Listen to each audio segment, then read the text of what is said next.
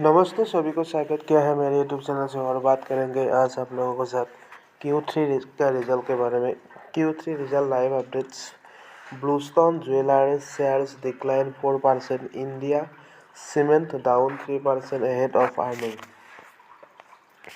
Q3 result live updates today, the final trading day of the week brings result from this Nifty 50 stocks, Shriram Finance, BPCL and JSW Steel, while border market names like IndusInd Bank, DCB Bank, Karur Vysya Bank, Laurus Labs, and a host of the other companies will also be reporting results today. Along with this, there will be plenty of result reaction from the stock like IndiGo, Syngene Bank and Mphasis and the others will keep you updates the fastest with all the live updates of all of these right here. Q3 is the live update, the final trading day of the week.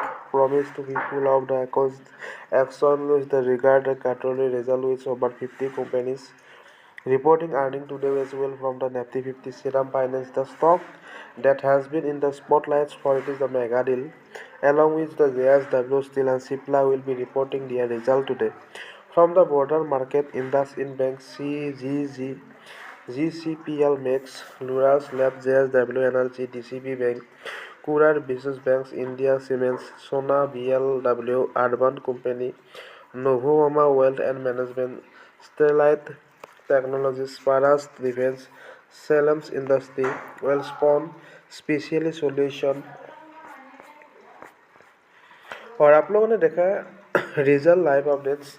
IIFL and finance share will face their near-term overhangs reversed once after cutting price target. Shares of the IIFL Finance Ltd gains as the mass as 8% in early trade on Friday, January 23, following it is the December quarter earnings before pairing gains to the trade about 2% higher.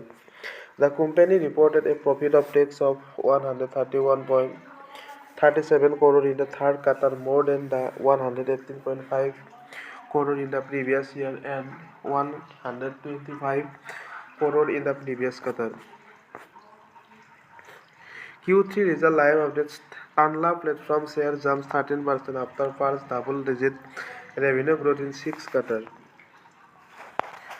The company reported a profit of tax 131.37 crore in the third quarter, more than the 118.5 crore in the previous year and 125 crore in the previous quarter.